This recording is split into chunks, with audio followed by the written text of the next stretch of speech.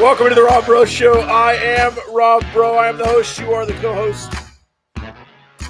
You can co-host today by commenting on the Starting Line chat line. The Starting Line chat line brought to you by Starting Line Counseling. StartingLineCounseling.com. The man, the myth, the legend, Chase Wade. They're at the website. 15 minutes free consultation. Or go find him in person in Gunner, Texas. You can find all the information on the website. But he is a brick and mortar counselor now. Two-time graduate from Texas Tech. But a whole array there in the, we'll call it the DFW area.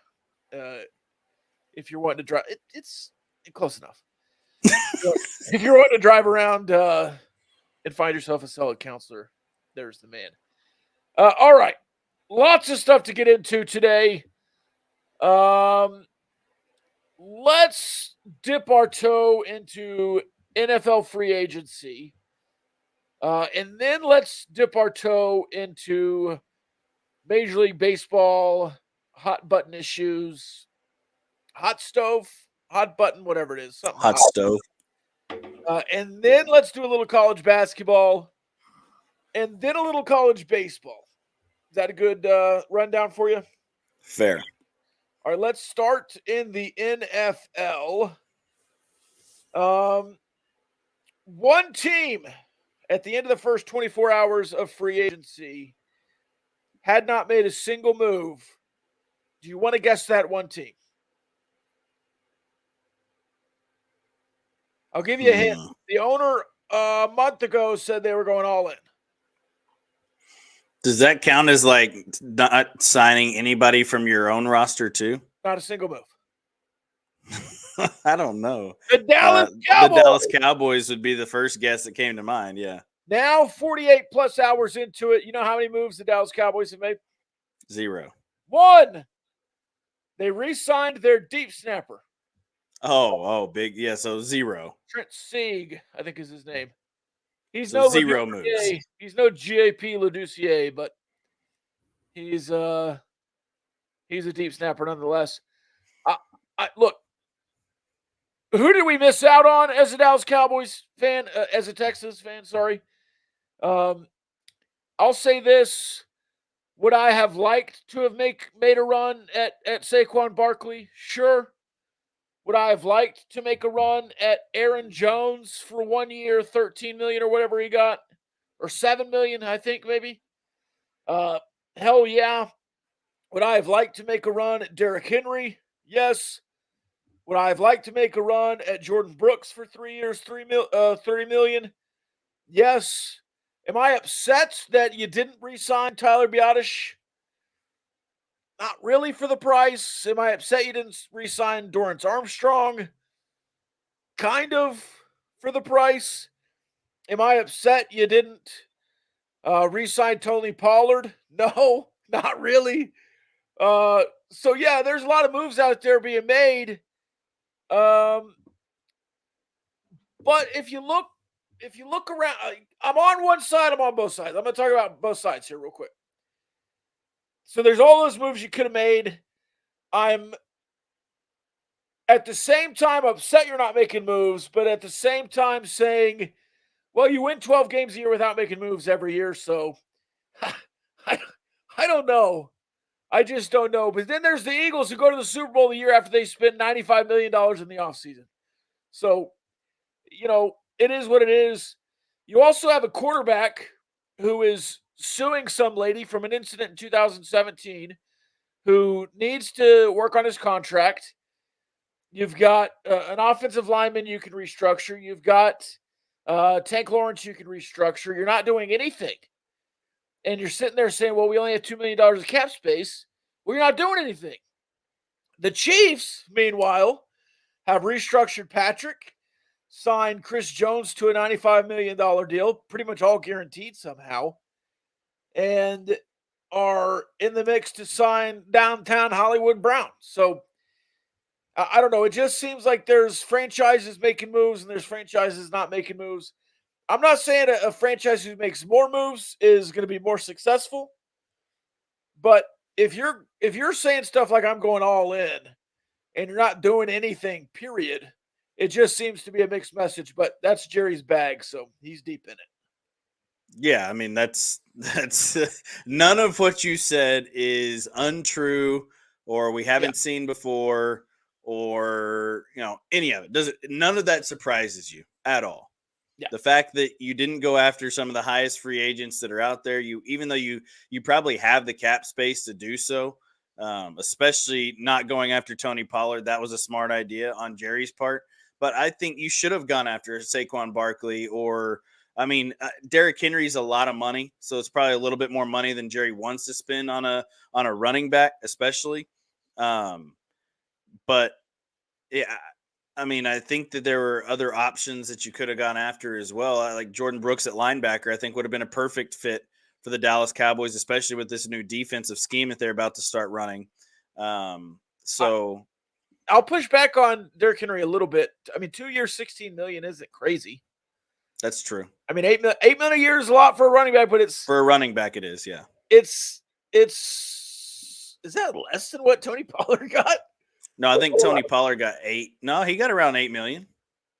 If that's a similar deal, that's an absolute steal for the Ravens. Yeah, for the Ravens, big time. And the Ravens needed a guy like a Derrick Henry. You know what? The Ravens became obviously they're one of the favorites in the AFC again, just because of who they are and what they have coming back. But adding Derrick Henry to that makes him super dangerous. Tony Pollard, 3 years, $24 million, $8 million a year. Yeah, so $8 million a year, which I think is like the going rate for a running back at the highest point. That's crazy.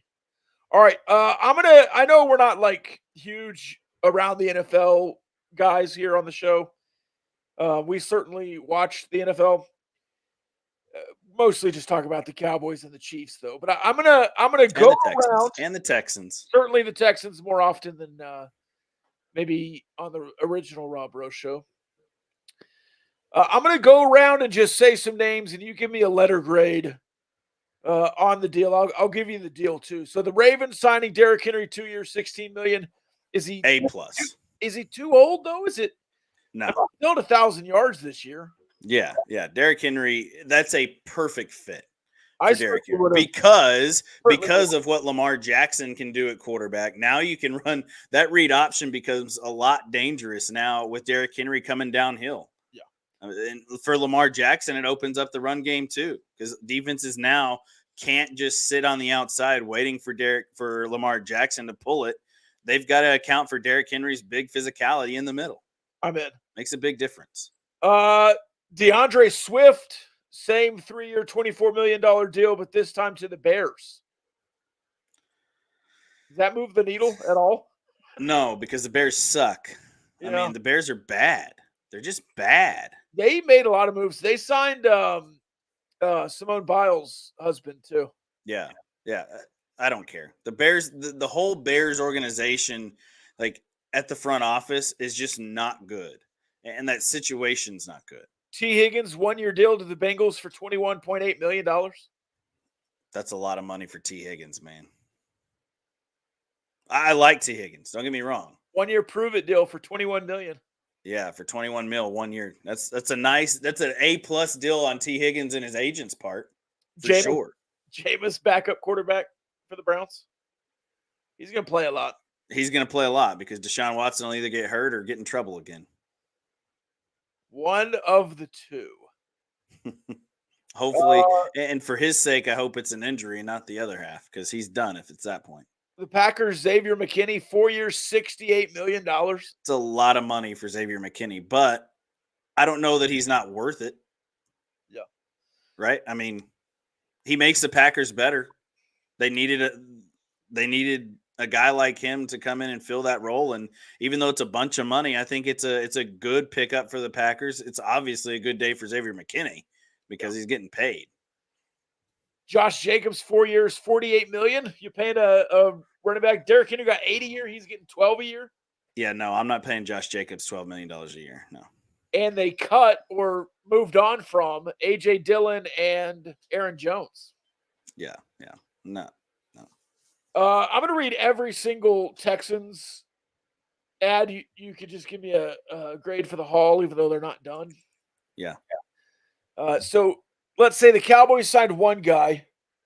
Here's all the moves the Texans have made.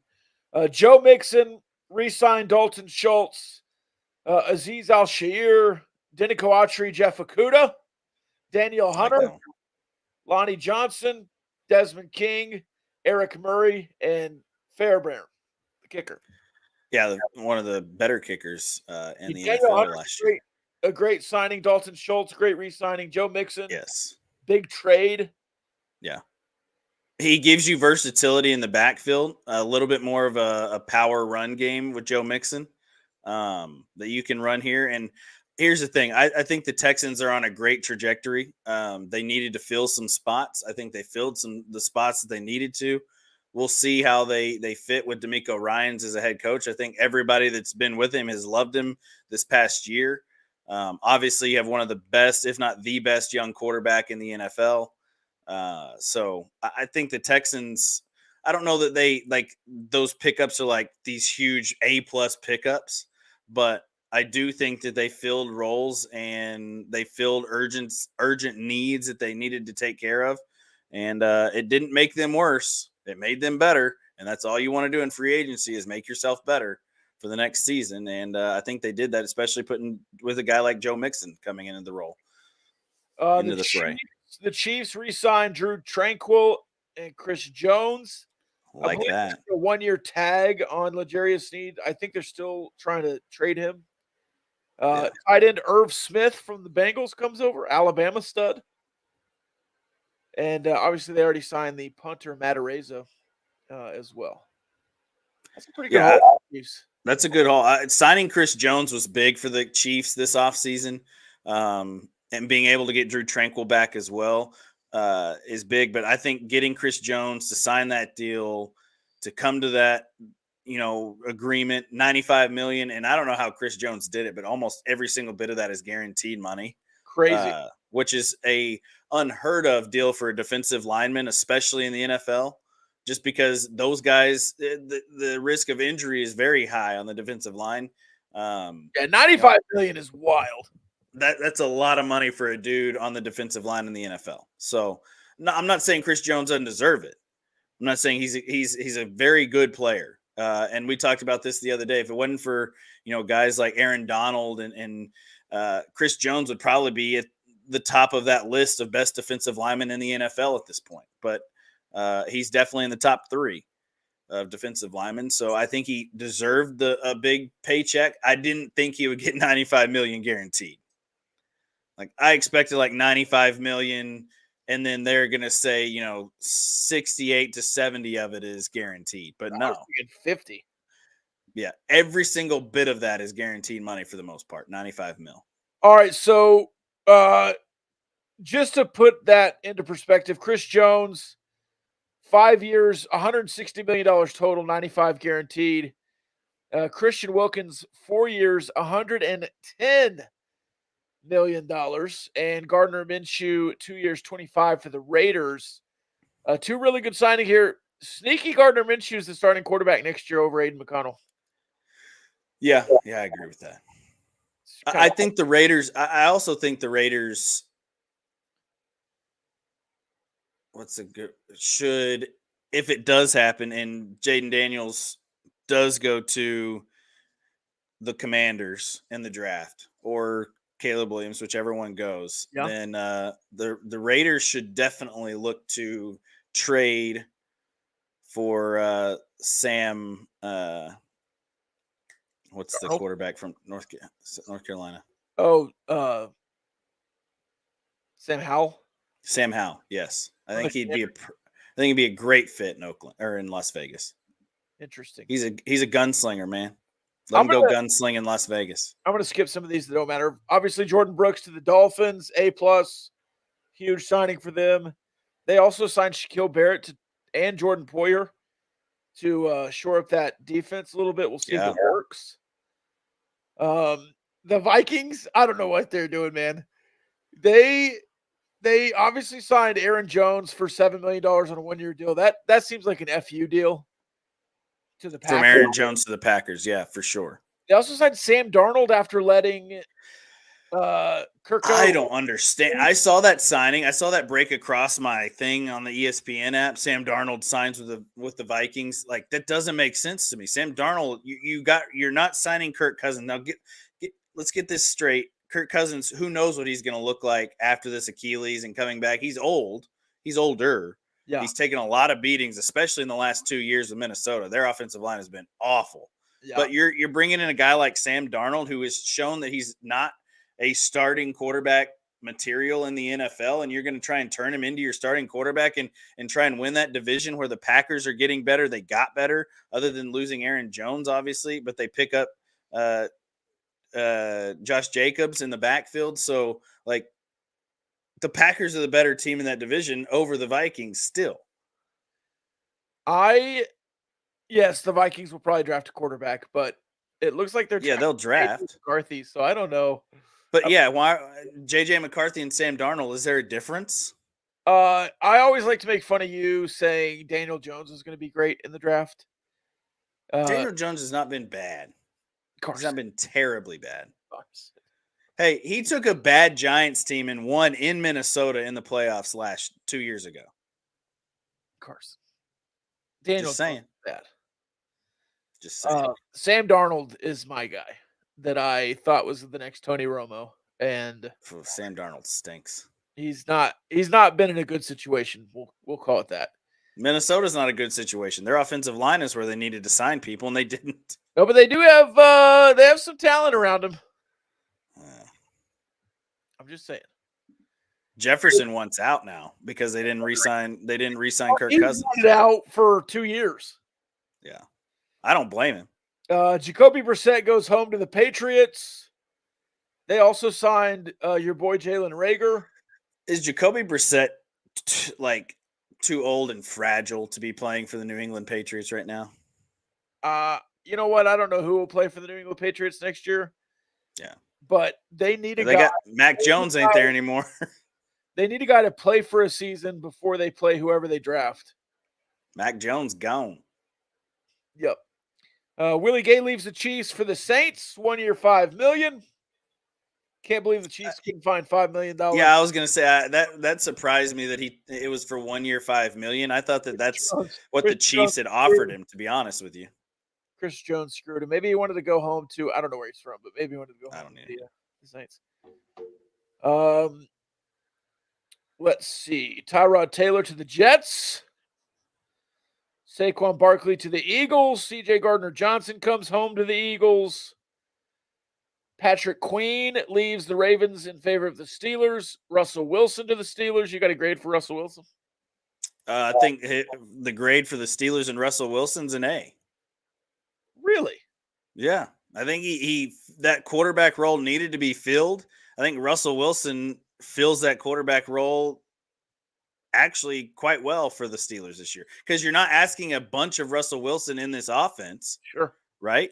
Like, and the ball off. He's no Ben Roethlisberger, but he's better than Kenny Trashkit and whatever the kid's name is from Oklahoma State that I can't think of because he's so trash too. Yeah, Mason Rudolph. I mean, Mason Rudolph got the Steelers to the playoffs. The Steelers have one of the best defenses as well. So all you got to do is take care of the football and just manage a game, and the defense can win you half the games that you're going to win this year. I think it's a great pickup for the Steelers, to be honest with you. I think Russell Wilson will fit perfectly with Mike Tomlin and his staff. He's got the same demeanor as Tomlin. They never get too high. They never get too low. They're just kind of, steady in the boat kind of dudes. And Russell Wilson has, for the most part, other than this past season with the Broncos, where he struggled a little bit, but he also had some success when nobody thought he would or they would. I think it's a really good fit for both parties. Then he got benched. Yeah, then he got benched, but that's because Sean Payton didn't like butting heads with him. I want to say A for getting out of Denver. I think that was a bad situation. I agree. But for the Steelers, B-. I don't think it's a great signing for the Steelers. I I mean, what other quarterback are you going to go out and get that was in free agency? Like, are you going to get Mac Jones? No. Do you want to go get? I mean, who are you going to go after? Marcus Mariota, who's shown he can't get it done. Like those are guys that were on the market. Are you going to go after? I mean, who else was out there that you would be a better signing than Russell Wilson? Yeah, I mean, you're not wrong, but also like, I mean, I Kirk don't know. Cousins is the only other big name really that was on the market, but he's coming off an Achilles. What does he do for you? I don't know. I think Russell Wilson's a better bet than Kirk Cousins would be. You're not probably. I don't know. Just because there's nobody else doesn't mean that signing's good. Because I don't think he's that much better than Pickett at this point in his career. I think he's a lot better than Kenny Pickett. But Baker got a 3-year, $115 million contract. Mike Evans also back, as well as Antoine Winfield Jr., who I think got tagged. Yeah. Mike Evans, the way that it went, I feel like, is that Mike Evans got signed, and then they were like, okay, yeah, Baker Mayfield can still throw to Mike Evans, so we'll give him what he wants. Like, if you got Mike Evans, you can be a pretty solid quarterback. I mean, Johnny Manziel's whole college career was because of Mike Evans. Who's the new head coach of the Titans? I couldn't tell you off the top of my head. I don't know who they got. Well, they got. But I do like that Daniel agrees with me that it's a good deal for Pittsburgh all around. Well, because they don't have to pay him either. He's making a good point that the Broncos are paying his salary. Yeah, because they DFA'd Brian Callahan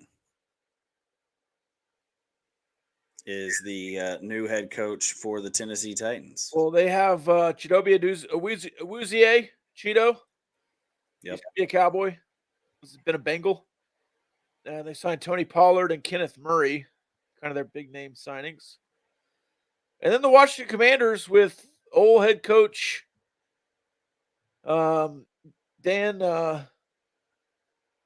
Campbell. Not Dan Campbell. What's his name? I wasn't. The ex head coach for the Minnesota Vikings. No. Falcons. Oh, the Falcons. Who they hire as a defensive coordinator? No. The Washington Commanders. Dan Quinn. Oh, yeah. Dorrance Armstrong, Tyler Biotish, both Cowboys. Austin Eckler from the Chargers, who's absolutely washed. Marcus Mariota, who, I mean, can't get it done. Arguably a bust. But yeah, not arguably. At this point, he is a bust. Zach Ertz, who old. Nick Allegretti, who just started for the Chiefs in a Super Bowl, but was not the primary starter, will not be the primary starter. They paid him $16 million to come over. Yeah. Cleveland Farrell, who I did not know was still in the league. Old. Jeremy Chin, Brandon McManus, and a deep snapper. I mean, will the Commanders be better next year under Dan Quinn? They're certainly doing stuff, but would you rather have the Cowboys roster and their free agency or the Commanders roster and their free agency? I mean, obviously, I think I'd take the Cowboys roster. Yeah. I don't think the Commanders will be better than the Cowboys, so. No. I'm just saying. And that's you're going to get Caleb Williams, too, in the draft, by the way. Just because they've made 10 moves doesn't mean they're great moves. Yeah. Hold on. The Bears?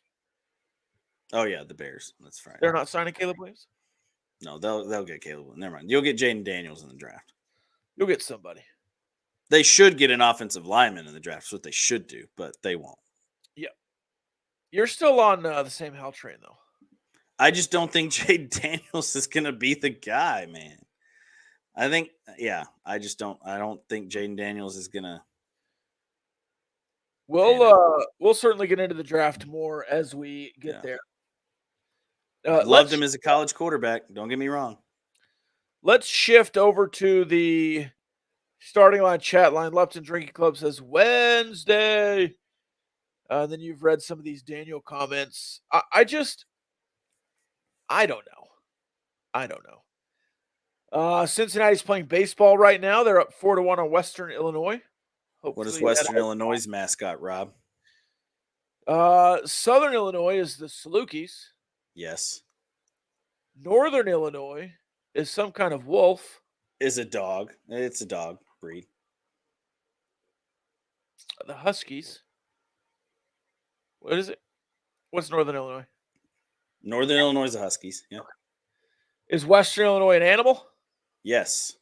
But it's an animal mascot, but it's not named like. I wonder if I can get the rest of the Illinoises without Western. I don't know.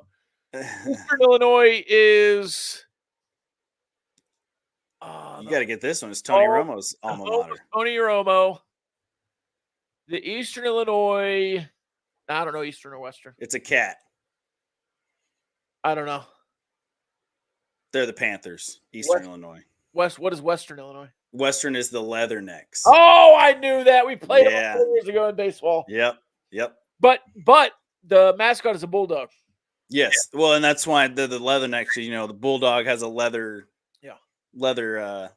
collar. Okay. That's the Leathernecks. All right. That's the name. Yeah. I should have remembered that. UCF was down 21, I believe, in the first half, and they cut it to 4, but it looks like it's up to 14 again in just the Commanders discussion. So BYU on another run. It's an 11-point game right now. 67-56 BYU. Well, BYU's about to score again. They're on a 10-0 run. Yeah, fair enough. You're a little behind me. Yeah. Let's switch over to some baseball hot stove. The Texas Rangers have a bunch of people hurt in their rotation, especially the first half of the year.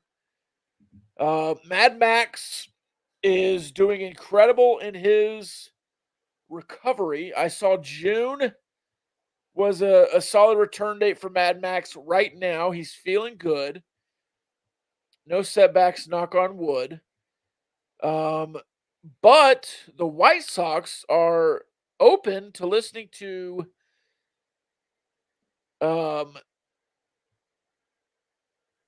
trade packages for Dylan Cease. And we've been following this for about a week. But yesterday, Garrett Cole of the Yankees had elbow tenderness and was pulled.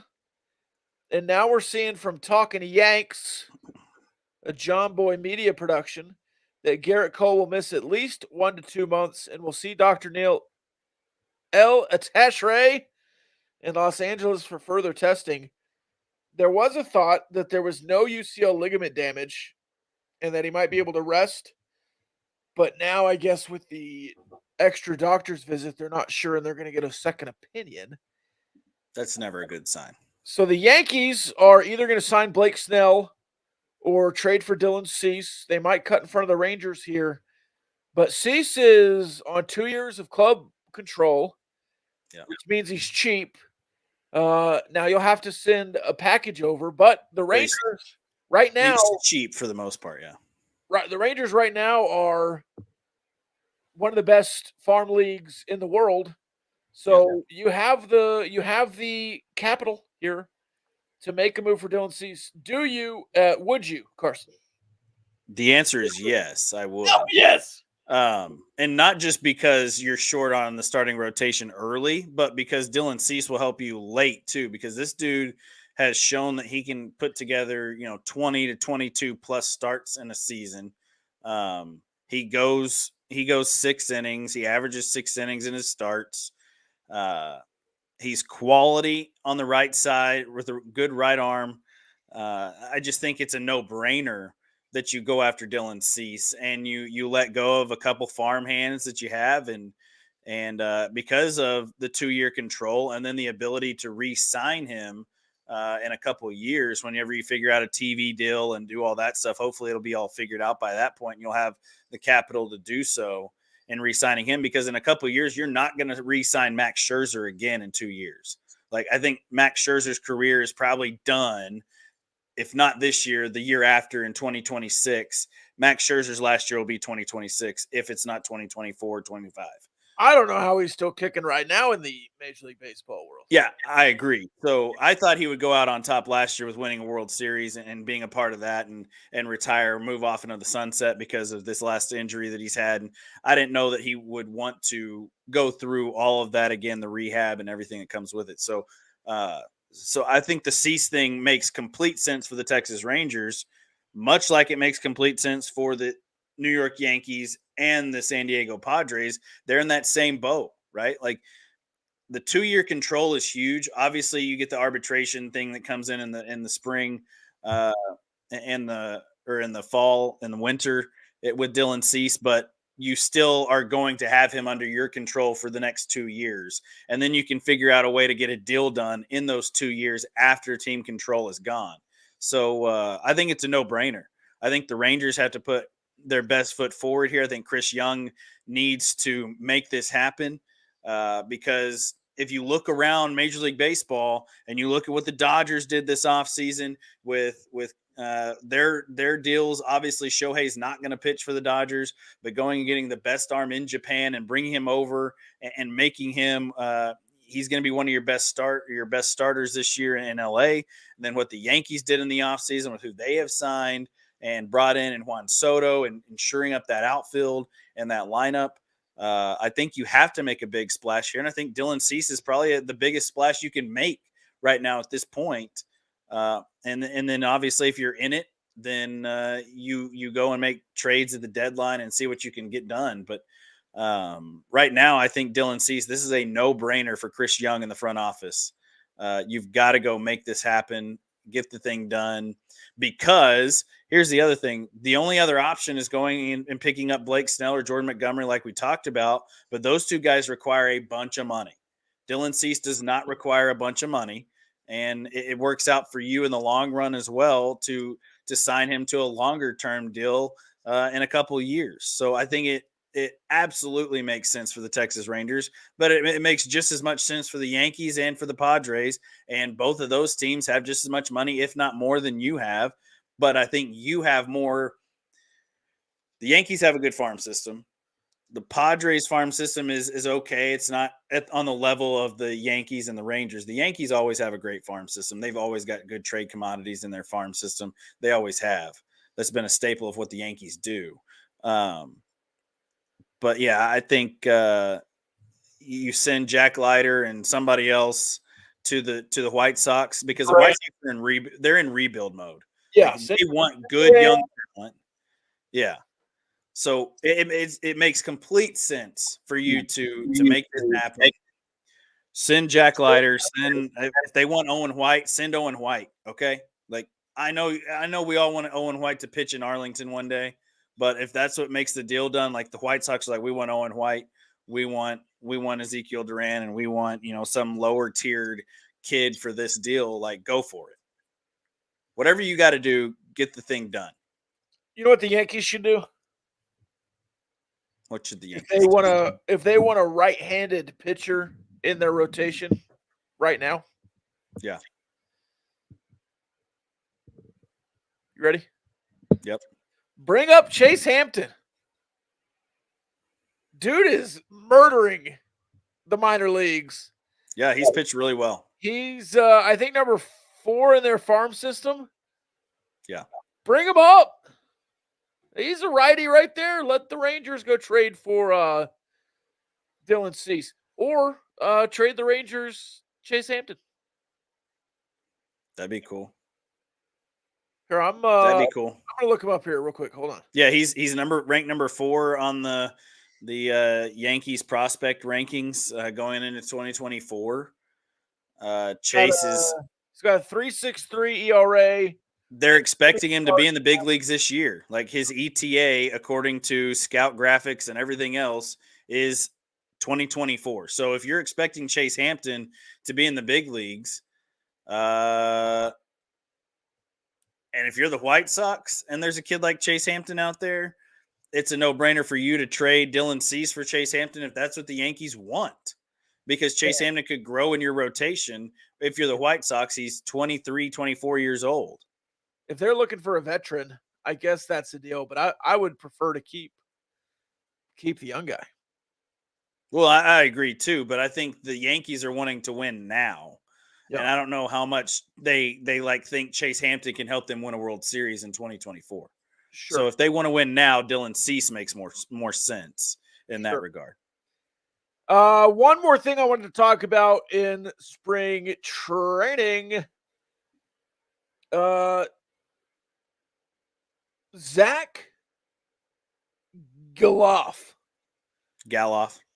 has been pretty incredible.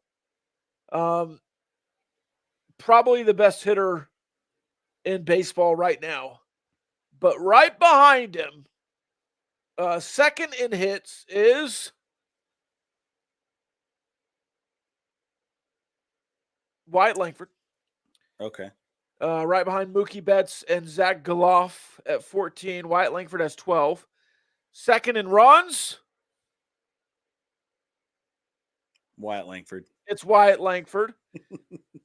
First, tied for first in home runs, Wyatt Langford. Wyatt Langford. Getting it. Top 5 in RBI, Wyatt Langford. Wyatt Langford. Now, he does have 10 strikeouts. So what? Who cares in today's baseball? I don't care. I don't care if you're striking out. If you're in the top categories of the offensive stuff, what's the difference between a strikeout and a ground out? Second overall in OPS, Wyatt Langford. Wyatt Langford hitting 375, has an OBP of 462 and a slugging of 781. Look, the only difference between striking out and grounding out or flying out is when there's a runner at third base. Yeah. In the big leagues. It doesn't matter any other time. And where the throw around the infield starts. Yeah. Either starts with the catcher or the first baseman.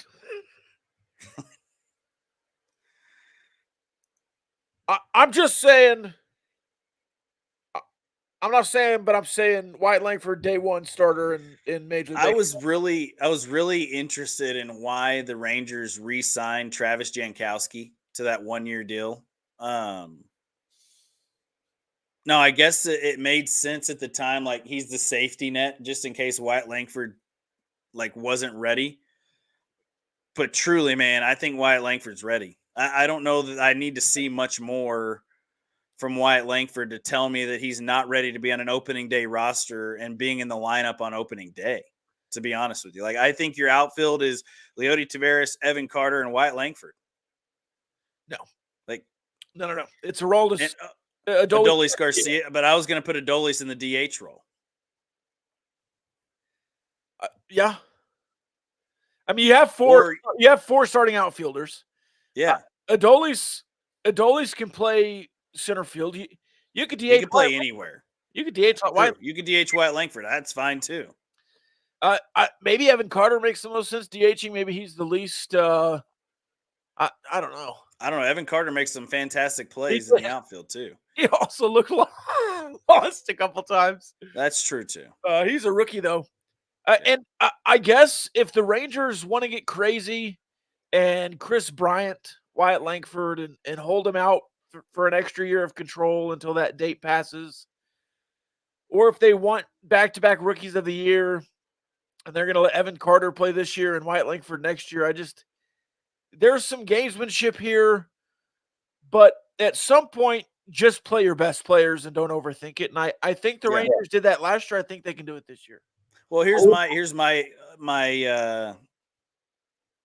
argument for Wyatt Langford is you go plus minus or WAR. What is Travis Jankowski's WAR compared to what Wyatt Langford's WAR could be, what he can give to you, and the answer is Wyatt Langford's going to be higher than Travis Jankowski on wins above replacement. So in my mind, but also if Wyatt Langford's not going to play every day, then yeah, put him in AAA, let him play every single day. And then whenever you think he's ready and when everybody else is ready, you bring Wyatt Langford up and he becomes like Evan Carter and he's in the starting lineup almost every single day. And then he plays so well that he makes it into the playoffs and he's one of your better players and why you win the World Series, right? Like maybe that's the case again this year of what the Rangers do. And then you save his rookie status for next year. I could see that happening too. And Jankowski's just the guy who spot starts whenever those three and Adolis and Carter and Leote need breaks or whatever. And then if one of those guys gets hurt, then Wyatt Langford comes in. But to me, I just think that Wyatt Langford is ready. He's ready, man. And why hold him if he's ready? Like, it doesn't make sense to me for when a dude is ready, you bring him up. Family show.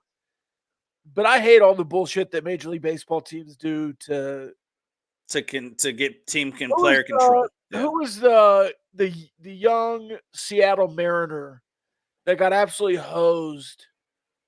Started with a K, maybe. Oh, the center fielder from North Carolina. Yeah.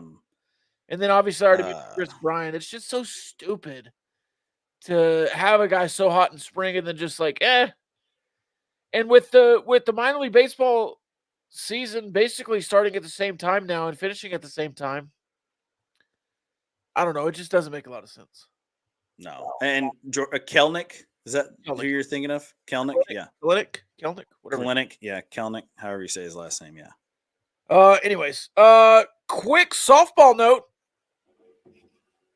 The Angelo State, what are they, Ramettes? Rambells. I don't know if they won or tied the game. It looks like maybe in the bottom of the fourth here.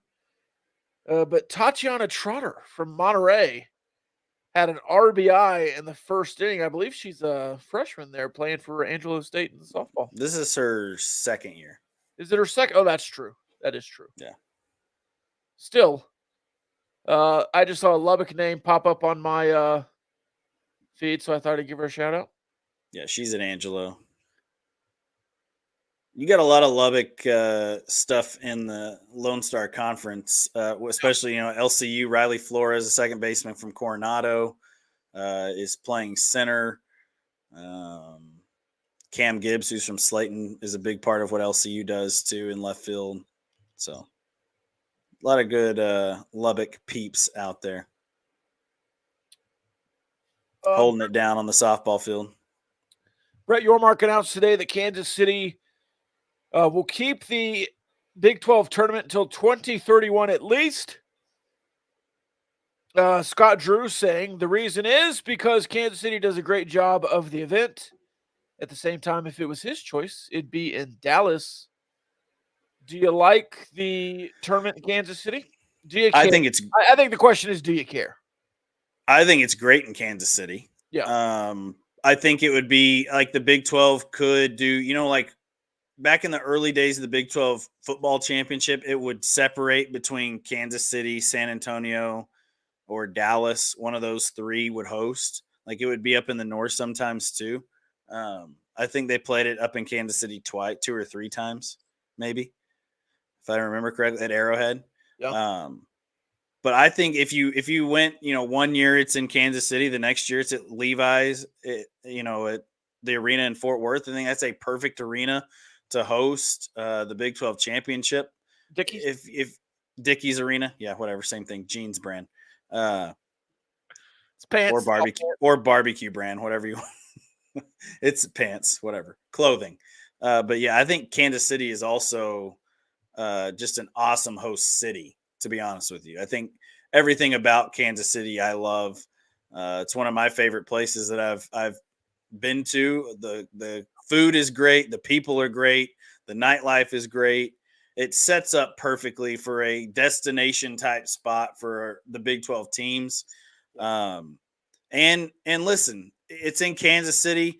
Kansas draws great crowds. Iowa State draws great crowds.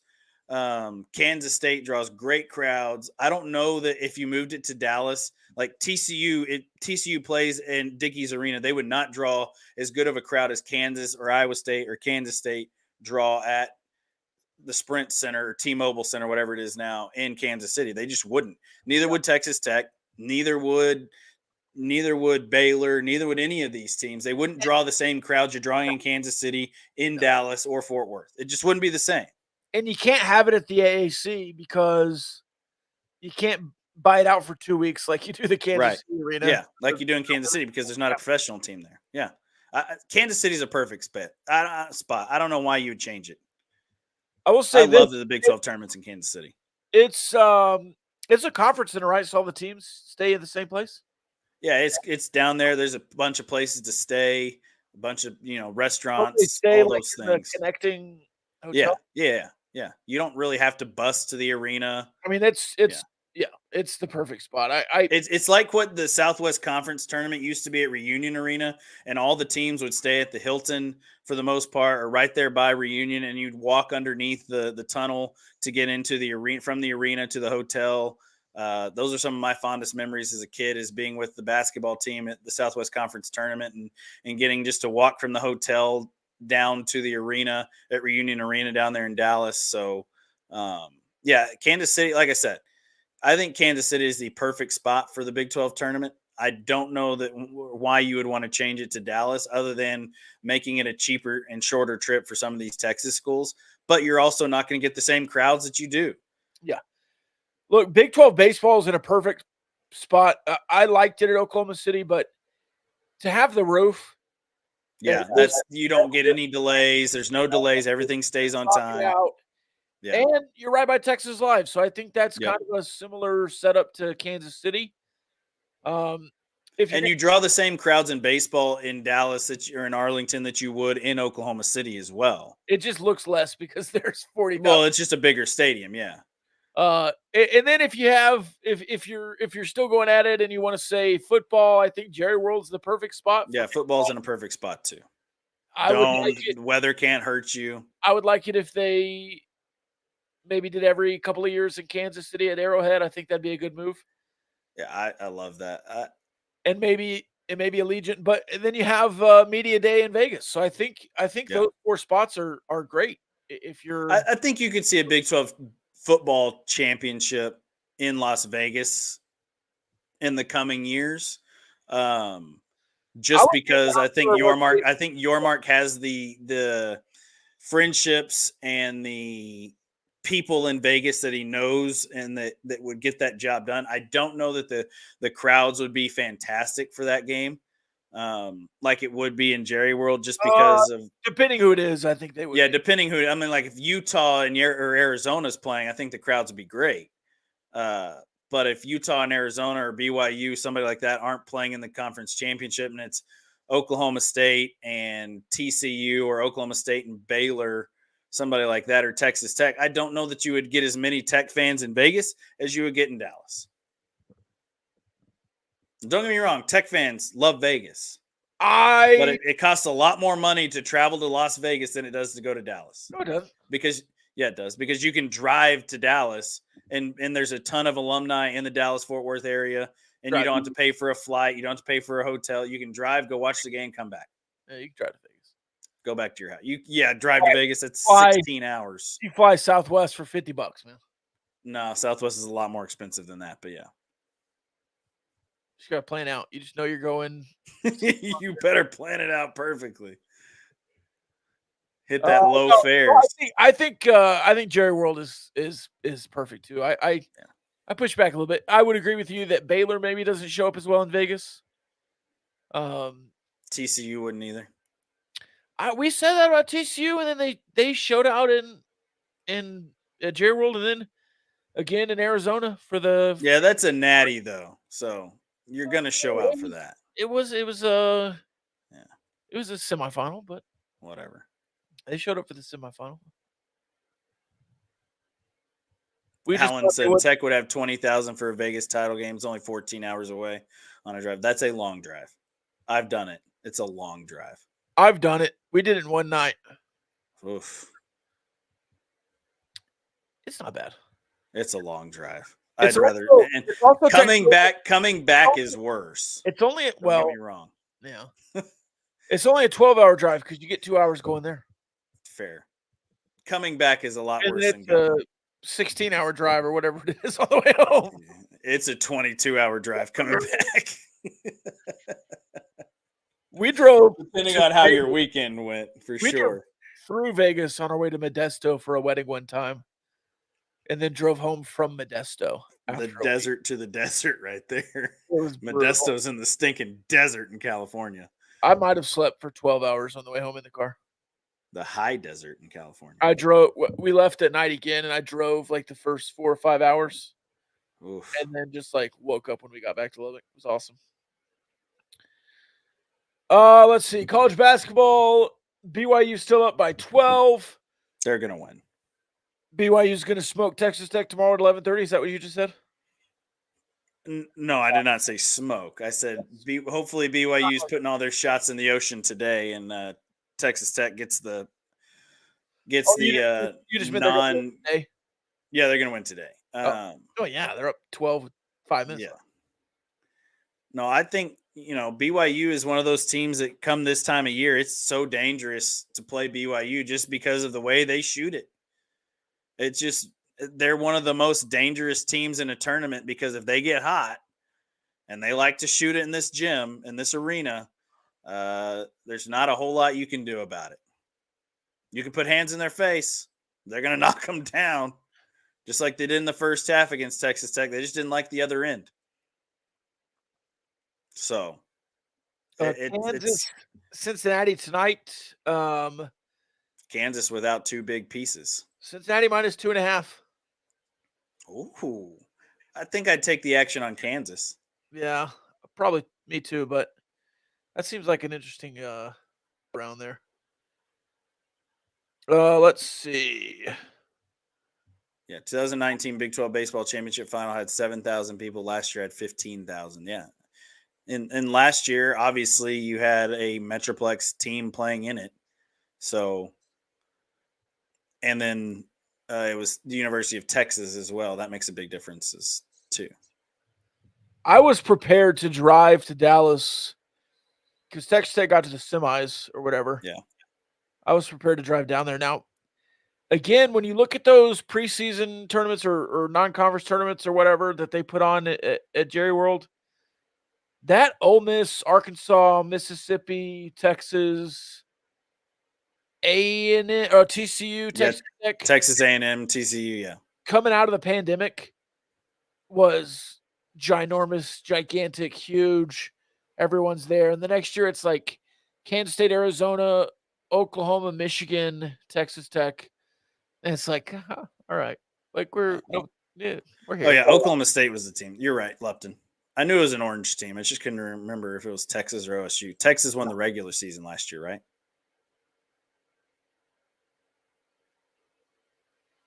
Did Texas win the regular season Big 12 last year? I don't know. After Texas Tech I can't remember. Yeah, when Texas Tech doesn't, I just don't care. I forget. Three-way tie. Oh, that's right. Yeah. That's right. All right. After this game right now, Oklahoma TCU. Thoughts there? TCU 3.5? Yeah, give me TCU. Both. The crazy part is the Porter Moser rumors. I don't know if those have anything to do with how Oklahoma will play today, but we'll see. Well, Porter Moser said he wasn't going anywhere. Yeah. Well, every coach says that, and then they go somewhere. So Chris Beard said he wasn't going anywhere. They ended up on a plane to Austin.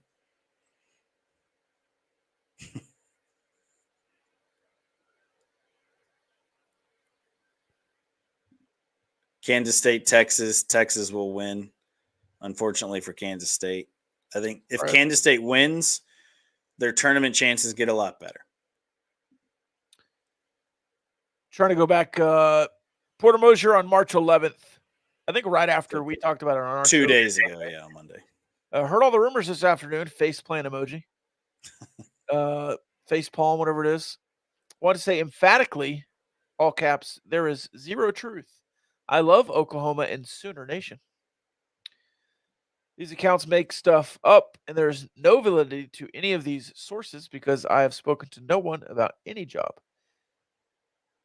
And then the actual coaching changes account was like, sorry, we jumped the gun. Our DePaul sources are now saying they jumped the gun. I'm sure DePaul wants Porter Moser. Like, it sounds cool to say you want this guy, Yeah. but if you haven't talked to him and you haven't said that you want him to come, like, at what point is it just wishful thinking? And then coaching changes went right into saying Baylor was going to get poached by Louisville because Scott Drew, after 20 years No. and a national championship and some Elite Eights, is actually going to leave Baylor now. Scott Drew ain't leaving Baylor until he retires. Yeah. There's no chance in that happening. Not a chance in the world. I think that's why would you leave Baylor where you've built this program? You just opened up a brand new state-of-the-art arena. You're in the best basketball conference in the country, and then you're going to go to Louisville, who's an absolute dumpster fire in the ACC? No.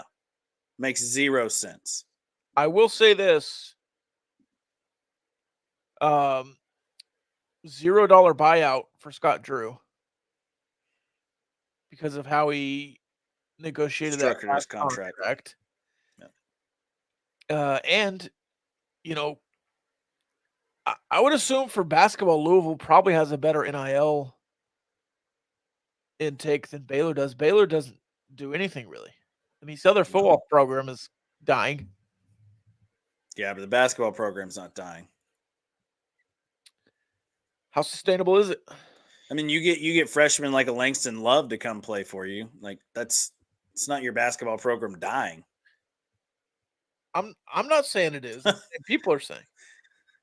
No. Scott Drew's staying in Waco, and he's going to continue to have success in Waco. Okay. All right.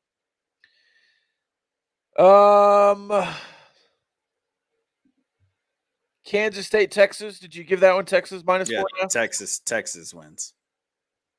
I'll take unless Dylan Dessou's not playing, then Kansas State gets a leg up. I'll take Kansas State on a run. They'll win a couple. I hope they do, because that means you're going to get 9 teams in the tourney. You know what you said? You said TCU. Yeah, I'll trail TCU, take Kansas State, and then I'll go opposite on Cincinnati 2 and take them to cover minus 2.5. Yeah, I'll take Kansas. And then tomorrow, Texas Tech, Houston, Iowa State, Baylor get in the mix. What was that? Freaking ESPN.com. Makes me want to. Texas Tech will play BYU. People. Houston will get who did I say? TCU. Yeah.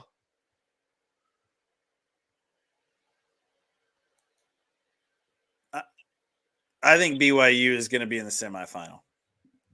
Then we'll see how they shoot it. I just think that they'll shoot it way too good for Texas Tech to keep up, especially if Warren Washington's not playing. Yeah, I don't hate that. I mean, that makes sense to me. Yeah. So you're going and BYU. I don't think Warren Washington should play. You're knocking BYU down. Are you saying Houston beats TCU tomorrow? Yeah, Houston's going to win the Big 12 tournament. So Houston beats BYU? Yeah, in the semifinal. Yeah. Then you're going Texas over Kansas State. They'll match up with Iowa State. Iowa State will beat Texas. Iowa State. It'll be Iowa State and Houston in the Big 12 championship. All right, so pencil them through. Baylor versus Kansas. I like Baylor, especially if McCullough and Hunter Dickinson aren't playing. Allegedly they aren't. So you go in Baylor, Iowa State, BYU, Houston as the Final Four. Yep. Houston, Iowa State as the final, and Houston will win the Big 12 tournament. See. Just like Houston will win the national championship this year, too. I just think they're a complete basketball team, man. The most complete in the country. I'll take Iowa State versus BYU in the finals. BYU getting hot. Just for funnies, and I'll take Iowa State to win. Go Cougs. Should TJ Otzelberger have been the Big 12 Coach of the Year? Yes, I don't like it when the odds-on favorite gets Coach of the Year. I don't feel like. Yeah, I don't either. the award. I don't think that's how it should work. I agree. You have the best team, you should win. Yeah. Like if you want to Yeah, give an I award to Calvin Sampson, putting together the best roster is the award you could give to him. Sure. But If, TJ Otzelberger and Grant McCasland did a lot more with what they have and had from last year versus what Kelvin Sampson came into the year with. Like nobody expected Texas Tech to finish in the top 4 of this conference. Nobody expected Iowa State to be in the top 2. That's picked 7th, I believe. Yeah. So I firmly believe that Otzelberger or Grant McCasland should have won that award, not Kelvin Sampson. I firmly believe Otzelberger. I don't know if I would firmly believe Grant McCasland, but no, I think Otzelberger was my favorite. Yeah. I even said it on. I said I think there's a couple other favorites, and those favorites were Kelvin Sampson and Otzelberger, obviously. But I think McCasland did enough to win the award. But Otzelberger should have won the Big 12 Coach of the Year. Top 5 coaching job in the Big 12 this year for sure with gas. Yeah, no doubt about it. Otzelberger number 1. I'd probably give Sampson number 2 just for roster building and whatever else, and then McCasland number 2, 3, whatever it is. Yeah. Tang, 12th, 14th. How many people are there? Yeah. No, he wasn't the worst. Well, Rodney Terry's down that list too, with what Texas had versus how they performed. Yeah. All right, let's breeze. And Texas is ranked as high as number 5 in the country this year. Yeah, they were early. Let's breeze by a bracket matrix. Purdue, Connecticut, Houston, Tennessee, the top 4 seeds. According to bracket matrix, North Carolina, Arizona, Marquette, Iowa State. Iowa State, a 8th overall seed right now in bracket matrix. So wow. On the bubble of the 2 seeds here. Baylor and Kansas, still 3 seeds. Blows my mind. Yeah. Kentucky, Illinois, Alabama, Auburn, 4 seeds. BYU, a 5 seed. I'll tell you what, if they go on a run, they might end up as a 4. Hopefully Iowa State stays as a 2. I think that's good for them. I think Kansas should be a 4. Baylor probably a 3 seed still. Yeah. Texas Tech a 6 or 5 here at the end. I don't hate a 6 seed. Let's see. Gonzaga at a 7. Nebraska, 9 seed. Oklahoma, 9 seed. Texas, 8 seed. TCU, 10 seed. That is the rest. By the way, let's say you fall to a 7, you're a 7 seed. Texas Tech. You ready for the 11 play-in game? Yeah. You ready for the matchup? Yeah. Virginia, St. John's. Oof. No, I don't want that. For the right to play Texas Tech. I don't want to play the Who's or the Red Storm in the first round. Oh, that would be a nightmare, especially after I would love to get just some revenge on Virginia a little bit. I don't want to play Rick Pitino or Virginia. No, I don't want to play Virginia in the first round. No, I'd rather be a 6 seed and not have to. Nope. I don't like playing teams. No. That's almost because they have already got the jitters out. They're hot. Yeah. They're hot. They won a game. They have some confidence. They already started the tournament. You saw UCLA go from the play-in all the way to the Final Four. Well, and Tony Bennett just wins in the NCAA tournament. I mean, every now and again he'll lose. It's either Tony Bennett either loses in the first round, right, to UMBC, or he goes on a big time run in March and wins a national championship. Like that's what Tony Bennett does. He's either or, right? Yeah. He's feast or famine early. Didn't they lose early last year? Yeah, or like in the first round. I don't even know if they made the tournament last year. But one of those years they were a 1 seed and lost to UMBC. Yeah. They made the tournament last year. They did. Okay. Yeah, they lost to They're one of those teams that's been on the bubble this year too. Yeah, they're allegedly an 11 seed right now. They're 22-9 and 13-7 in ACC play. How are they 11 seed? That's crazy. Yeah. Well, the ACC sucks. The ACC is not great this year now. I'm trying to see who beat them. They got beat Furman in beat the first round. Virginia. Furman, the Paladins beat I knew it was Virginia last year in the first round. Virginia was a 4 seed, 13-4 matchup. Yeah. Then Furman got beat by the eventual runners-up San Diego State in the second round. That was such a almost. That was such a stupid. That was such a stupid tournament last year. It really was. It was silly. Dumb. So silly. Let's see. Miami and San Diego State were in the Final Four. College baseball, that's all we have left. Yeah. Yeah. I mean, that's who was the national championship game? It was FAU, UConn and San Diego State. Oh, FAU played UConn in the semifinal, the other semifinal. Yeah, that's right. Western Illinois trailing Cincinnati 6-1. Elsewhere in the Big 12 today, Kansas State, South Dakota State. Stetson, UCF, sneaky good matchup. Oklahoma, UTA at Clay Gould Ballpark in Arlington. UTA. UTA. Mm-hmm. What'd I say?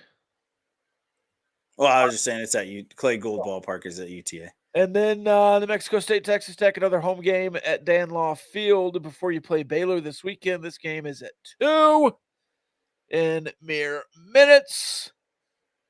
You played a game last night, not necessarily good or bad. It happened. Zane Petty had a good showing. They get 6 innings. Now Warren Nolan's screaming at me. Can't do anything on this computer. That's ridiculous. Will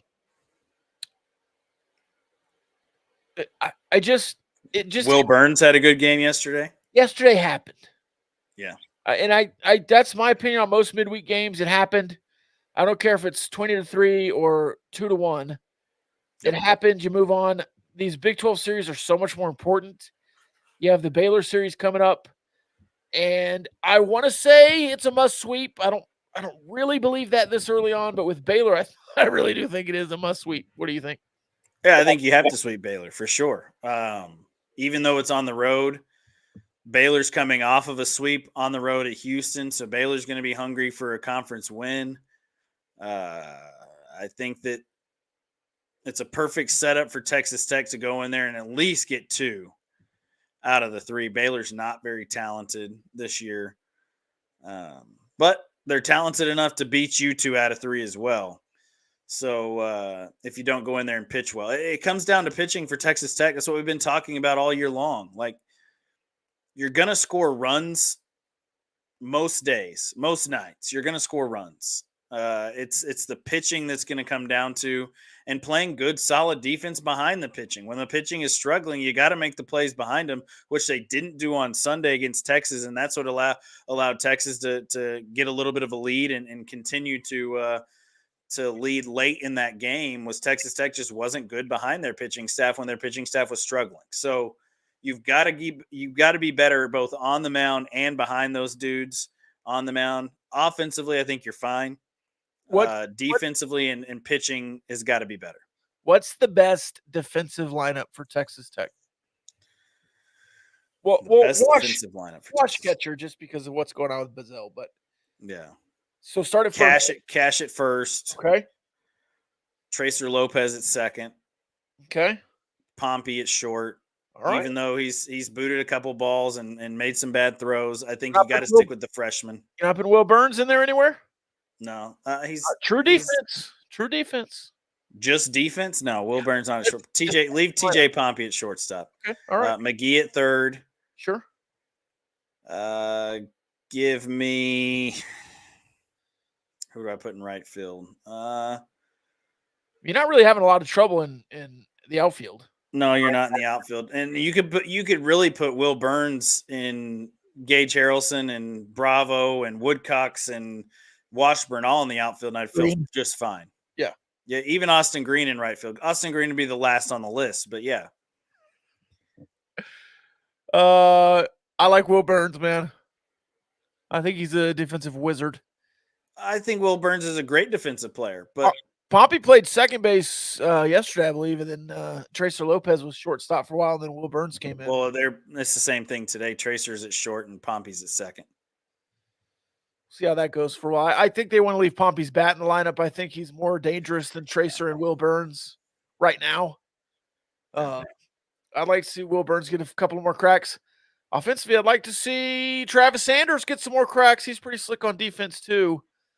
Of course, I'm so biased on Travis Sanders. I don't even know why. I think it's because the first fall ball at bat I saw him take was a grand slam. One. Yeah. So it's like, I know he has it. I know he has it in him. I trust it. Ryan says QB1 Will Burns. That's true.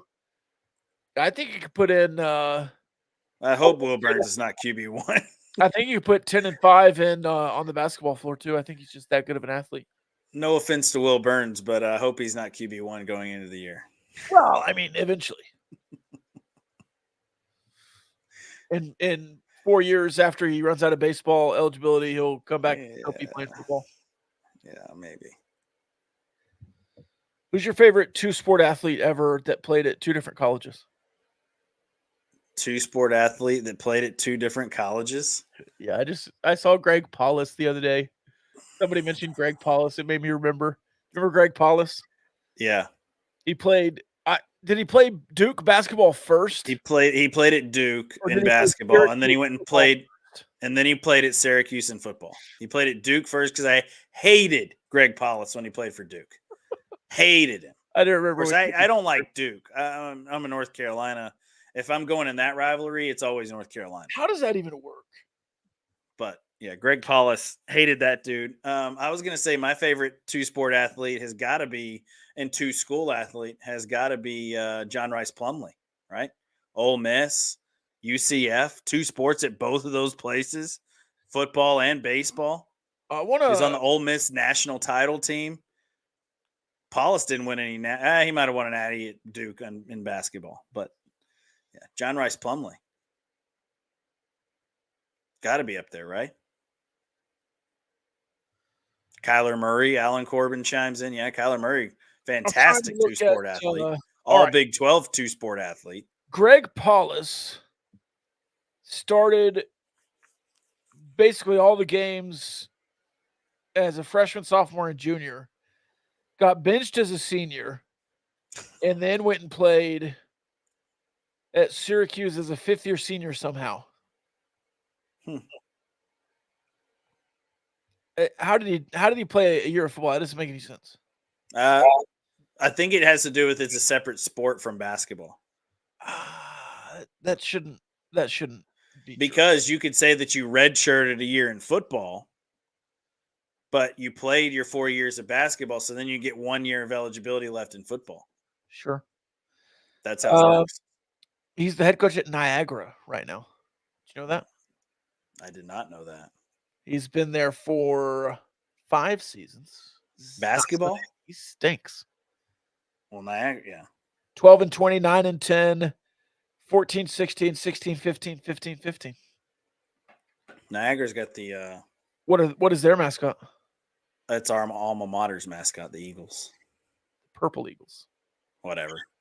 It looks like a raven. Sort of, kind of. Greg Paulus was such a dude in high school, though. Gatorade Male Athlete of the Year. What state? New York State Player of the Year. Yeah. Well. National Player of the Year, all sports. 4-time All-State in New York.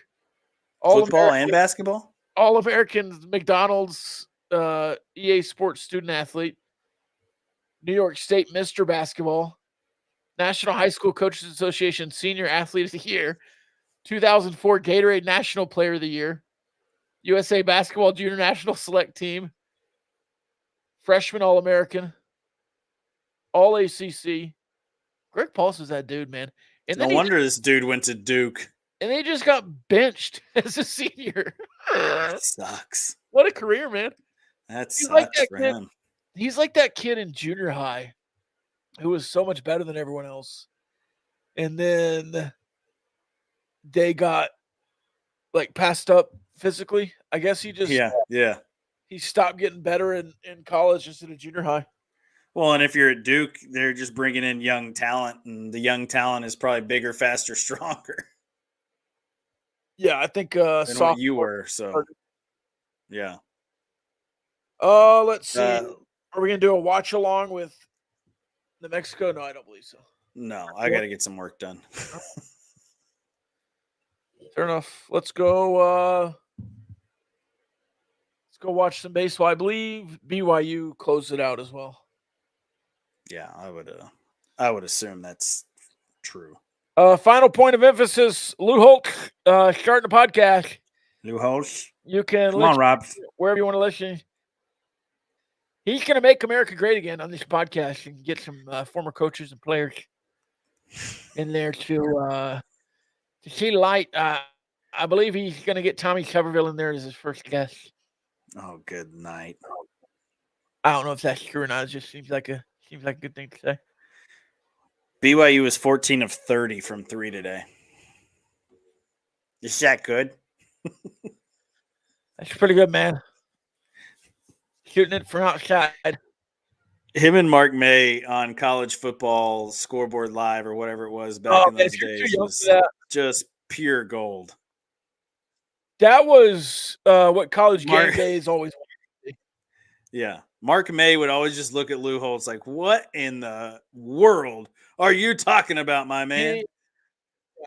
Felt like he hated him, but it was gold. Camden and I saw Mark May in the speaking of a Vegas trip in the sports book at one of the Vegas establishments one time, and Mark May's just chilling there with a Shirley Temple, watching, catching his games. Of course, sitting at the counter watching. I don't know if it was a Shirley Temple. I'm sure it was an adult beverage, but it's a kids show, family show. I guess it could have been a Shirley Temple as well. But anyway, yeah. Mark May, cool dude. Used to get the Shirley. Where's he at now? Where's he at now? He's just like retired. Oh. God. ESPN app is so bad. Pittsburgh legend, Mark May. Let's see what Mark May is up to. You used to get the Shirley Temple at 50th Street Caboose. Is that what you're about to say? Yeah. Yeah. Same here. Same here, dude. Same here. Get you all that sugar and then go roll on those games. Yeah, it was just like Mountain Dew and grenadine. Yeah, take those all A's report cards. You get free tokens. Yeah. Hell yeah. All day. Me and my friends got to where we would like make up report cards and bring them in there with us. He just left in 2015 and didn't do anything else. Well, he probably made a nice little penny chilling in Florida or somewhere else. He incited a riot in 1979. Nice. Good for him. Leadoff double for the Aggies to start things off in Lubbock here today. Who's pitching? Tabor Fast with the start. All right. Not a good start. Well, second pitch of the game rocketed into left center field. All right. For a leadoff dub. Let's just keep calling those pelvis high fastballs, huh? Yeah.